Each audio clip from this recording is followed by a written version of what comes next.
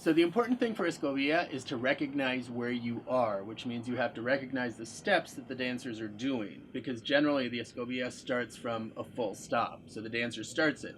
If you haven't rehearsed it really well, you're waiting for the dancer to start and then you come in, but you have to know where you are. So if Alex gives us a really traditional Escobilla, it's going to sound like this.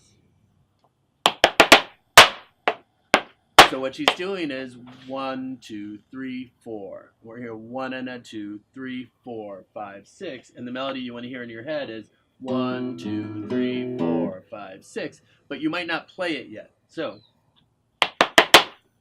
4, 5, 6, 10, 11, 12. 1, 2, 3, 4, 5, 6, 7, 8, 9, 10, 11, 12.